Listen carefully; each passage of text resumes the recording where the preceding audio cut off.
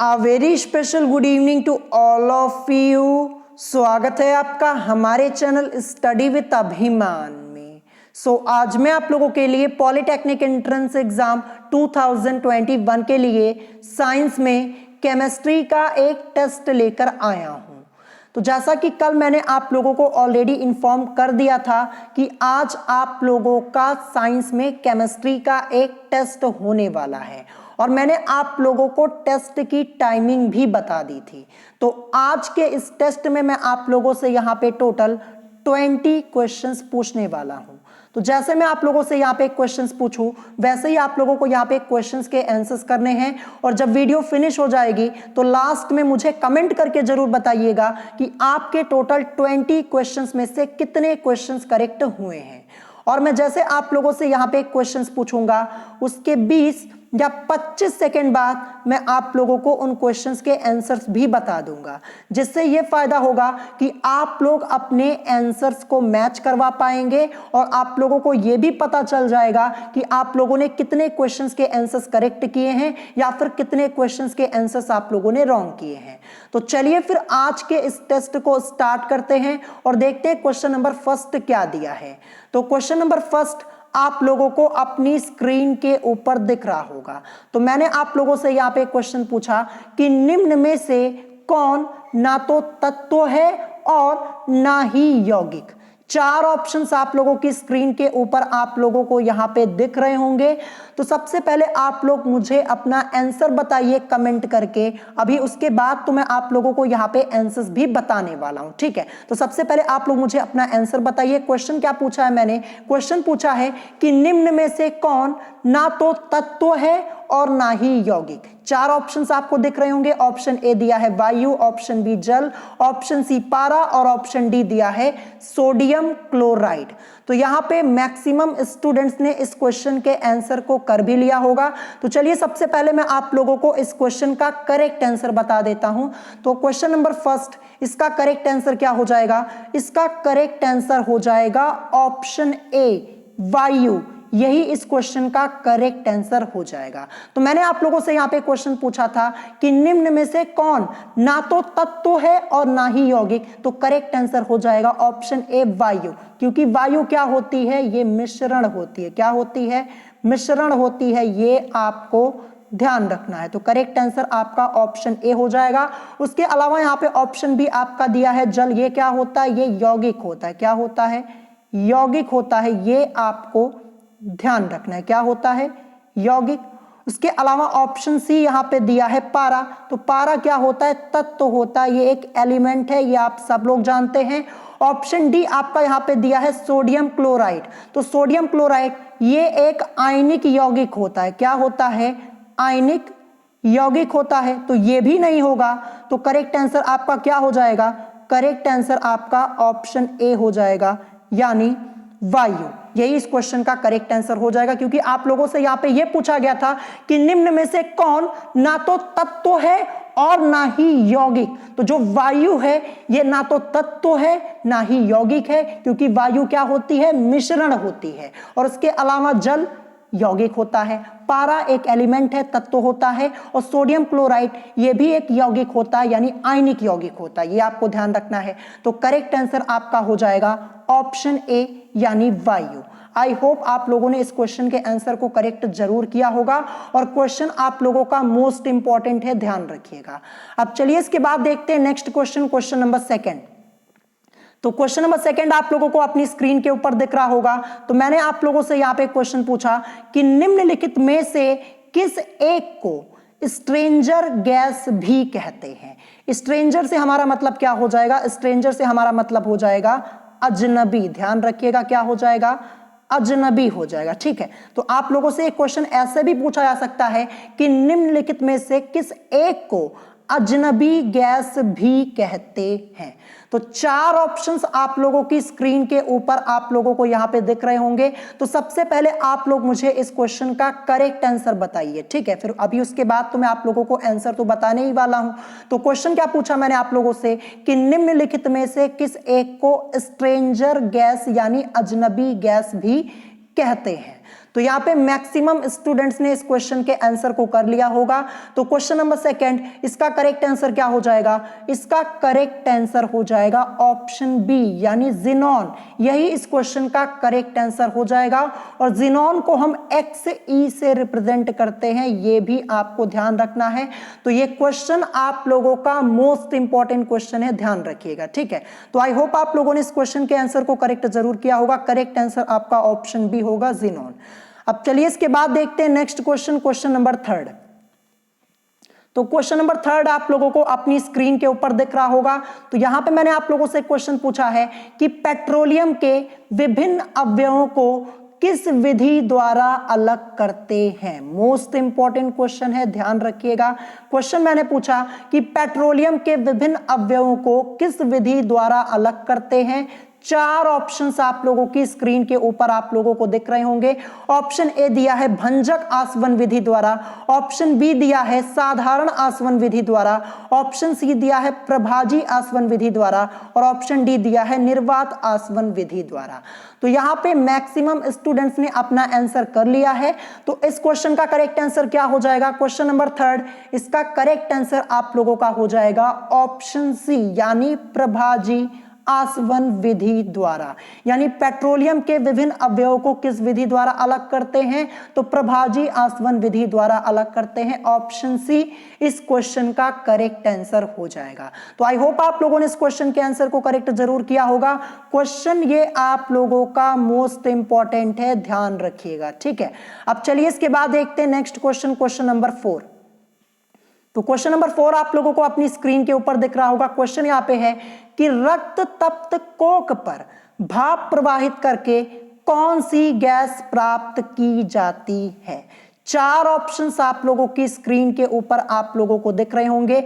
Option A दिया है coal gas, option B जल gas, option C producer gas और ऑप्शन डी दिया है इनमें से कोई नहीं। तो सबसे पहले आप लोग मुझे कमेंट करके अपना आंसर बताइए, फिर उसके बाद अभी तो मैं आप लोगों को आंसर तो बताऊंगा ही। तो क्वेश्चन क्या है कि रक्त तप्त कोक पर भाप प्रवाहित करके कौन सी गैस प्राप्त की जाती है? मैक्सिमम स्टूडेंट्स ने अपना आंसर कर लिया होगा। तो करेक्ट आंसर इसका क्या हो जाएगा?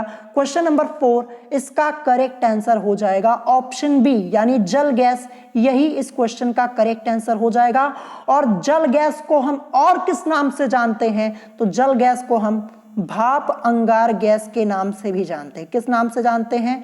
भाप अंगार गैस। मैंने आप लोगों को कई बार बताया हुआ है, भाप अंगार गैस के नाम से जानते हैं। तो आई होप आप लोगों ने इस क्वेश्चन के आंसर को करेक्ट जरूर किया होगा। तो आपको यह भी ध्यान रखना है कि जल गैस को हम भाप अंगार गैस के नाम से भी जानते हैं। देखिए क्वेश्चन में क्या पूछा गया था कि रक्त तप्त कोक पर भाप प्रवाहित करके कौन सी गैस प्राप्त की जाती है?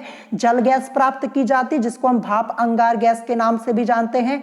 और जल गैस, इसका सूत्र क्या होता है, इसका फॉर्मूला क्या होता है? इसका फॉर्मूला होता है CO प्लस H2। क्या होता है? CO प्लस H2 होता है। ये क्वेश्चन आप लोगों के एंट्रेंस एग्जाम में ऑलरेडी पूछा जा चुका है। 2018 में आप लोगों से पूछ लिया गया था कि जल गैस का सूत्र क्या होता है? तो CO प्लस H2 होता है।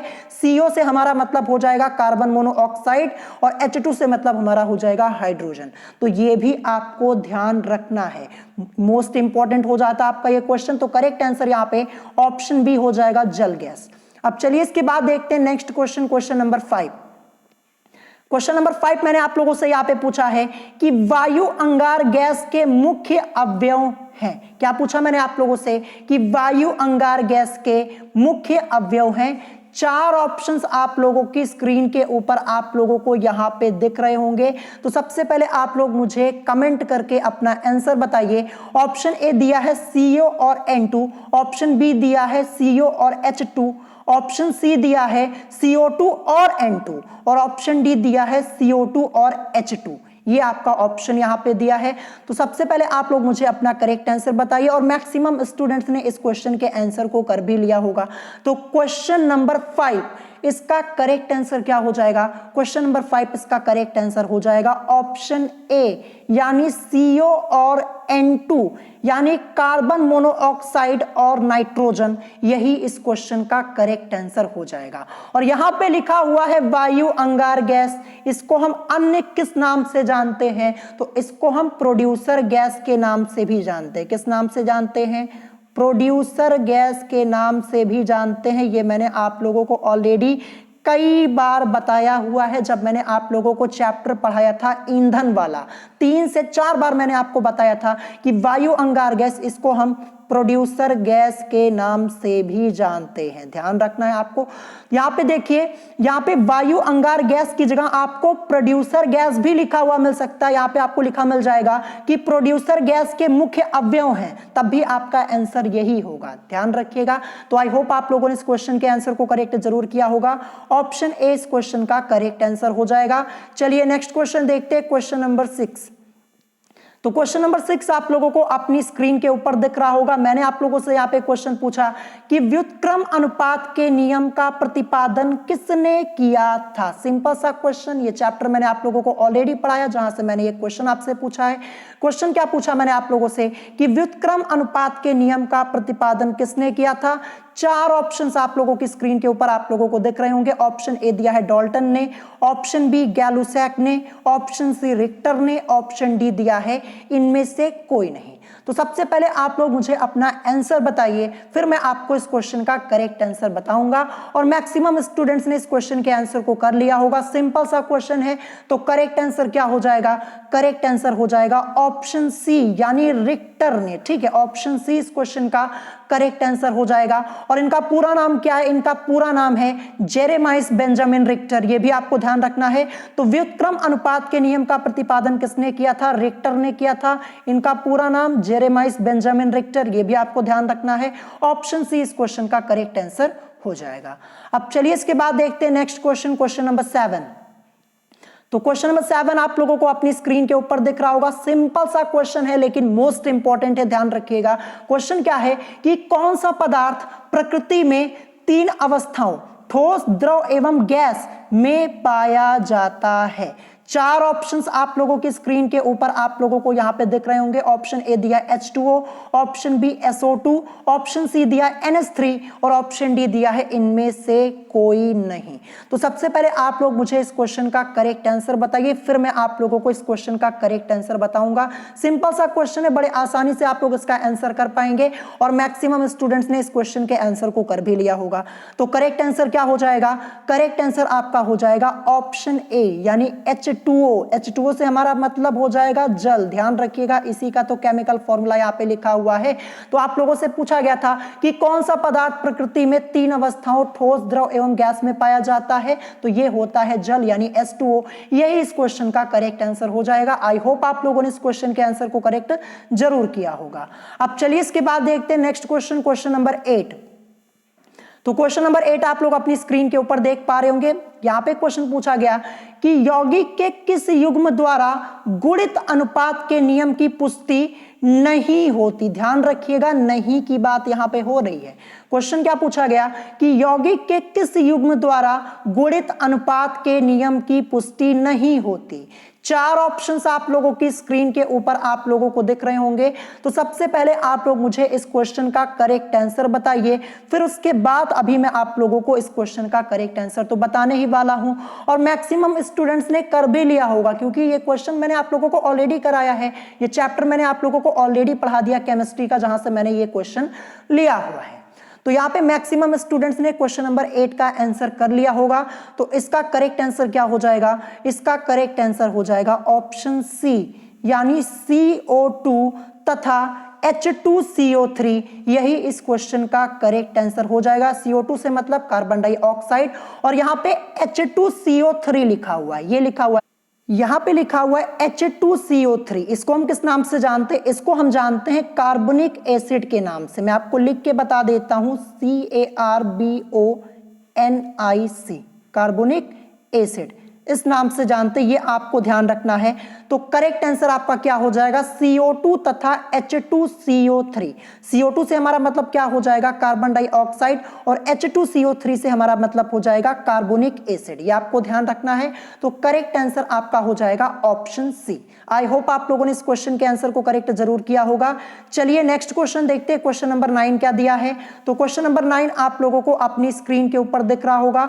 तो मैंने आप लोगों से यहाँ पे क्वेश्चन पूछा कि मिट्टी के तेल यानी केरोसिन का ऊष्मीयमान कितना होता है। क्या पूछा मैंने कि मिट्टी के तेल यानी केरोसिन का ऊष्मीयमान कितना होता है।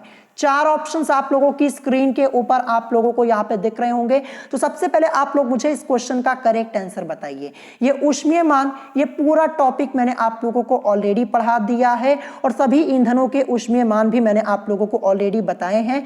तो आई होप आप लोग इस क्वेश्चन के आंसर को करेक्ट जरूर करेंगे और मैक्सिमम स्टूडेंट्स ने इस क्वेश्चन के आंसर को कर भी लिया होगा। तो करेक्ट आंसर इसका क्या हो जाएगा, करेक्ट आंसर हो जाएगा 48 किलो जूल पर ग्राम। यही इस क्वेश्चन का करेक्ट आंसर हो जाएगा। तो मिट्टी के तेल यानी केरोसिन का ऊष्मीयमान कितना होता है, 48 किलो जूल पर ग्राम होता है। ठीक है, और एक क्वेश्चन आप लोगों का मोस्ट इंपॉर्टेंट है, आपके एंट्रेंस एग्जाम में पूछा जा सकता है, ध्यान रखिएगा। तो ऑप्शन सी इस क्वेश्चन का करेक्ट आंसर हो जाएगा। अब चलिए इसके बाद देखते हैं नेक्स्ट क्वेश्चन, क्वेश्चन नंबर 10। तो क्वेश्चन नंबर 10 आप लोग अपनी स्क्रीन के ऊपर देख पा रहे होंगे। क्वेश्चन यहाँ पे है कि सिरके का बनना कैसा परिवर्तन है। क्वेश्चन क्या पूछा मैंने कि सिरके का बनना कैसा परिवर्तन है। ऑप्शन ए दिया है भौतिक परिवर्तन, ऑप्शन बी रासायनिक परिवर्तन, ऑप्शन सी दिया है भौतिक और रासायनिक परिवर्तन दोनों, और ऑप्शन डी दिया है इनमें से कोई नहीं। तो सबसे पहले आप लोग मुझे इस क्वेश्चन का करेक्ट आंसर बताइए। भौतिक और रासायनिक परिवर्तन, ये पूरा टॉपिक मैंने आप लोगों को डिटेल में पढ़ाया हुआ है। जिन स्टूडेंट्स ने अच्छे से पढ़ा है उन स्टूडेंट्स का ये क्वेश्चन कभी गलत हो ही नहीं सकता है। तो यहाँ पे क्वेश्चन नंबर 10 मैक्सिमम स्टूडेंट्स ने इस क्वेश्चन के आंसर को कर लिया होगा। तो करेक्ट आंसर आपका क्या हो जाएगा, सिरके का बनना ये रासायनिक परिवर्तन होता है। ऑप्शन बी इस क्वेश्चन का करेक्ट आंसर हो जाएगा। ठीक है, तो ऑप्शन बी यानी रासायनिक परिवर्तन, केमिकल चेंज, ये इस क्वेश्चन का करेक्ट आंसर हो जाएगा। अब चलिए इसके बाद देखते हैं next question, question number 11। Question number 11 आप लोग अपनी स्क्रीन के ऊपर देख पा रहे होंगे। मैंने आपसे यहाँ पे क्वेश्चन पूछा कि पदार्थ की चतुर्थ अवस्था कौन सी है। चतुर्थ से मतलब चौथी अवस्था, चौथी अवस्था ध्यान रखिएगा। ठीक है, तो क्वेश्चन मैंने आपसे यहाँ पे पूछा कि पदार्थ की चतुर्थ यानी चौथी अवस्था कौन सी है। 4 ऑप्शंस आप लोगों की स्क्रीन के ऊपर आप लोगों को दिख रहे होंगे। ऑप्शन ए ठोस, option B gas, option C दिया है बोस आइंस्टीन कंडेंसेट, और ऑप्शन डी दिया है प्लाज्मा। तो सबसे पहले आप लोग मुझे इस क्वेश्चन का करेक्ट आंसर बताइए, फिर उसके बाद मैं आप लोगों को इस क्वेश्चन का करेक्ट आंसर बताऊंगा। सिंपल सा क्वेश्चन है, मैंने आपको कई बार बताया हुआ है और मैक्सिमम स्टूडेंट्स ने इस क्वेश्चन के आंसर को कर लिया होगा। तो क्वेश्चन नंबर 11 करेक्ट आंसर आपका क्या हो जाएगा, करेक्ट आंसर आपका हो जाएगा प्लाज्मा। यही इस क्वेश्चन का करेक्ट आंसर हो जाएगा। ठीक है, पदार्थ की चतुर्थ यानी चौथी अवस्था कौन सी है, तो पदार्थ की चतुर्थ अवस्था है प्लाज्मा। ध्यान रखिएगा, ऑप्शन डी इस क्वेश्चन का करेक्ट आंसर हो जाएगा। और यहां पे ऑप्शन सी में आपका लिखा है बोस आइंस्टीन कंडेंसेट, तो ये पदार्थ की 5वीं अवस्था होती है। कौन सी अवस्था होती है, 5वीं अवस्था होती है। ये भी ध्यान रखिएगा, आपसे पूछा जा सकता है कि पदार्थ की 5वीं अवस्था कौन सी होती है, तो बोस आइंस्टीन कंडेंसेट होती है। ये भी आपको ध्यान रखना है। और पदार्थ की चतुर्थ अवस्था प्लाज्मा होती है। तो आई होप आप लोगों ने इस क्वेश्चन के आंसर को करेक्ट जरूर किया होगा। चलिए नेक्स्ट क्वेश्चन देखते हैं, क्वेश्चन नंबर 12। तो क्वेश्चन नंबर 12 आप लोगों को अपनी स्क्रीन के ऊपर दिख रहा होगा। क्वेश्चन यहाँ पे है कि निम्न में से कौन सा तत्व धातु नहीं है। आपको बताना है कि निम्न में से कौन सा तत्व धातु नहीं है। ऑप्शन ए दिया है लोहा, ऑप्शन बी चांदी, ऑप्शन सी जर्मेनियम, और ऑप्शन डी दिया है जिंक। तो सबसे पहले आप लोग मुझे इस क्वेश्चन का करेक्ट आंसर बताइए कमेंट करके, फिर मैं आप लोगों को इस क्वेश्चन का करेक्ट आंसर बताऊंगा। क्वेश्चन आपका है यहाँ पे कि निम्न में से कौन सा तत्व धातु नहीं है। 4 ऑप्शंस आप लोगों को दिख रहे होंगे और मैक्सिमम स्टूडेंट्स ने इस क्वेश्चन के आंसर को कर भी लिया होगा। तो करेक्ट आंसर आपका क्या हो जाएगा, करेक्ट आंसर आपका यहाँ पे हो जाएगा ऑप्शन सी जर्मेनियम, ये धातु नहीं है, ये उपधातु है। ध्यान रखिएगा क्या है, उपधातु है। ध्यान रखिएगा करेक्ट आंसर आपका क्या हो जाएगा, ऑप्शन सी हो जाएगा। और उसके अलावा लोहा, चांदी और जिंक ये सब क्या है, धातु है, लेकिन जो जर्मेनियम है ये क्या है, उपधातु है। ऑप्शन सी इस क्वेश्चन का करेक्ट आंसर हो जाएगा। आई होप आप लोगों ने इस क्वेश्चन के आंसर को करेक्ट जरूर किया होगा। अब चलिए नेक्स्ट क्वेश्चन देखते हैं, क्वेश्चन नंबर 13। तो क्वेश्चन नंबर 13 आप लोग अपनी स्क्रीन के ऊपर देख पा रहे होंगे। ये क्वेश्चन मैंने आपको ऑलरेडी कराया है। क्वेश्चन यहाँ पे है कि सोडियम हाइड्रोक्साइड है एक। अब देखिए यहाँ पे सोडियम हाइड्रोक्साइड लिखा है। सबसे पहले आपको इसका फॉर्मूला पता होना चाहिए, क्या होता है, NaOH होता है। ध्यान रखिएगा क्या होता है, NaOH होता है। तो आपको यहाँ पे सोडियम हाइड्रोक्साइड की जगह NaOH भी लिखा हुआ मिल सकता है। ध्यान रखिएगा, आपसे पूछ लिया जाएगा कि NaOH है एक। 4 ऑप्शन आपको दिख रहे होंगे। ऑप्शन ए दिया है मिश्रण, ऑप्शन बी उत्फुल्ल पदार्थ, ऑप्शन सी आर्द्रताग्राही पदार्थ और ऑप्शन डी दिया है प्रसवैद्य पदार्थ। तो सबसे पहले आप लोग मुझे इस क्वेश्चन का करेक्ट आंसर बताइए, फिर मैं आपको इस क्वेश्चन का करेक्ट आंसर बताऊंगा। मैंने आपको ये पूरा टॉपिक पढ़ाया हुआ, जिस चैप्टर से मैंने ये क्वेश्चन लिया है, द्रव्य चैप्टर से, और वो चैप्टर भी मैंने आप लोगों को ऑलरेडी पढ़ाया हुआ है। तो यहाँ पे मैक्सिमम स्टूडेंट्स ने इस क्वेश्चन के आंसर को कर लिया होगा। तो करेक्ट आंसर आपका क्या हो जाएगा, क्वेश्चन नंबर 13 करेक्ट आंसर आपका हो जाएगा ऑप्शन डी, यानी प्रसवैद्य पदार्थ। इसको हम इंग्लिश में क्या बोलते हैं, इसको हम इंग्लिश में बोलते हैं डेलिक्वेसेंट सब्सटेंस। ये भी आपको ध्यान रखना है, ठीक है। तो ऑप्शन डी इस क्वेश्चन का करेक्ट आंसर हो जाएगा। सोडियम हाइड्रोक्साइड है एक प्रसवैद्य पदार्थ है। ये पूरा टॉपिक प्रसवैद्य पदार्थ का मैंने आप लोगों को ऑलरेडी पढ़ाया हुआ है। तो आई होप आप लोगों ने इस क्वेश्चन के आंसर को करेक्ट जरूर किया होगा। अब चलिए इसके बाद देखते हैं next question, question number 14। Question number 14 most important question है। क्वेश्चन मैंने आपसे यहाँ पे पूछा कि फलों का पकना कैसा परिवर्तन है। बहुत ही सोच समझ के अपना आंसर कीजिएगा। यहाँ पे क्वेश्चन है कि फलों का पकना कैसा परिवर्तन है। 4 ऑप्शन आप लोगों को दिख रहे होंगे। ऑप्शन ए दिया है रासायनिक परिवर्तन, ऑप्शन बी भौतिक परिवर्तन, ऑप्शन सी दिया है भौतिक व रासायनिक परिवर्तन दोनों, और ऑप्शन डी दिया है इनमें से कोई नहीं। तो सबसे पहले आप लोग मुझे इस क्वेश्चन का करेक्ट आंसर बताइए, फिर मैं आप लोगों को इस क्वेश्चन का करेक्ट आंसर बताऊंगा। सिंपल सा क्वेश्चन है, मैक्सिमम स्टूडेंट्स ने आंसर भी कर लिया होगा। तो करेक्ट आंसर क्या हो जाएगा, फलों का पकना एक रासायनिक परिवर्तन है। ध्यान रखिएगा, जो रासायनिक परिवर्तन होता है वो स्थायी होता है। अब जैसे फल है, अगर कोई फल पक चुका है तो क्या आप उसे फिर से कच्चा कर सकते हैं, नहीं कर सकते हैं ना। स्थायी परिवर्तन हो चुका है तो क्या हो जाएगा, रासायनिक परिवर्तन ही तो होगा। तो करेक्ट आंसर आपका ऑप्शन ए हो जाएगा। मोस्ट इंपॉर्टेंट क्वेश्चन है, ध्यान रखिएगा, ठीक है। तो आई होप आप लोगों ने इस क्वेश्चन के आंसर को करेक्ट जरूर किया होगा। अब चलिए इसके बाद देखते हैं नेक्स्ट क्वेश्चन, क्वेश्चन नंबर 15। तो क्वेश्चन नंबर 15 आप लोगों को अपनी स्क्रीन के ऊपर दिख रहा होगा। अभी मैंने आपको ये क्वेश्चन 1 हफ्ते पहले ही करवाया हुआ था, जब मैं आपको चैप्टर पढ़ा रहा था ईंधन। तो क्वेश्चन यहाँ पे है कि रॉकेट को चलाने में प्रयुक्त ईंधन कहलाते हैं। ऑप्शन ए दिया है coal gas, option B coke, option C दिया है बायोमास और ऑप्शन डी दिया है प्रणोदक।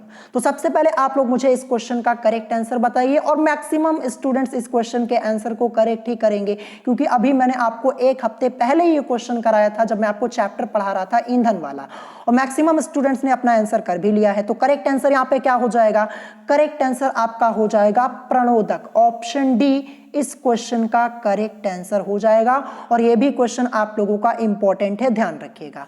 अब चलिए इसके बाद देखते हैं नेक्स्ट क्वेश्चन, क्वेश्चन नंबर 16। तो क्वेश्चन नंबर 16 आप लोग अपनी स्क्रीन के ऊपर देख पा रहे होंगे। क्वेश्चन यहाँ पे है कि भूगर्भ यानी पृथ्वी में सबसे अधिक मात्रा में पाई जाने वाली धातु है। धातु आपसे पूछा गया है, और ये क्वेश्चन आप लोगों के एंट्रेंस एग्जाम में ऑलरेडी एक बार पूछा जा चुका है, ध्यान रखिएगा। 4 ऑप्शंस आप लोगों की स्क्रीन के ऊपर आप लोगों को दिख रहे होंगे। ऑप्शन ए दिया है लोहा, ऑप्शन बी चांदी, ऑप्शन सी तांबा और ऑप्शन डी एल्यूमिनियम। ये क्वेश्चन मैंने आपको ऑलरेडी कराया है, और आशा यही करता हूं कि सभी लोगों का आंसर करेक्ट होगा इस क्वेश्चन का। तो चलिए मैं आपको करेक्ट आंसर बता देता हूं, इसका करेक्ट आंसर क्या होगा, क्योंकि मैक्सिमम स्टूडेंट्स ने अपना आंसर कर लिया है। तो करेक्ट आंसर आपका यहां पे क्या हो जाएगा, करेक्ट आंसर यहाँ पे हो जाएगा ऑप्शन डी यानी एल्यूमिनियम। ध्यान रखिएगा, अगर आपसे पूछा जाए कि भूगर्भ यानी पृथ्वी में सबसे अधिक मात्रा में पाई जाने वाली धातु है तो कौन सी धातु है? एल्यूमिनियम है। ध्यान रखिएगा, ऑप्शन डी इस क्वेश्चन का करेक्ट आंसर हो जाएगा। ठीक है, आपसे धातु पूछा गया था तो करेक्ट आंसर एल्यूमिनियम हो जाएगा। आई होप आप लोगों ने इस क्वेश्चन के आंसर को करेक्ट जरूर किया होगा। मोस्ट इंपॉर्टेंट है, आपके एंट्रेंस एग्जाम में दोबारा भी ये पूछा जा सकता है क्वेश्चन, एक बार ऑलरेडी पूछा जा चुका है। अब चलिए इसके बाद देखते हैं नेक्स्ट क्वेश्चन, क्वेश्चन नंबर 17। तो क्वेश्चन नंबर 17 आप लोगों को अपनी स्क्रीन के ऊपर दिख रहा होगा। क्वेश्चन मैंने आपसे यहाँ पे पूछा कि स्थिर अनुपात के नियम का प्रतिपादन किसने किया था। क्वेश्चन क्या है कि स्थिर अनुपात के नियम का प्रतिपादन किसने किया था। 4 ऑप्शंस आपको दिख रहे होंगे, ऑप्शन ए रिक्टर ने, ऑप्शन बी डाल्टन ने, ऑप्शन सी गैलुसैक ने और ऑप्शन डी इनमें से कोई नहीं।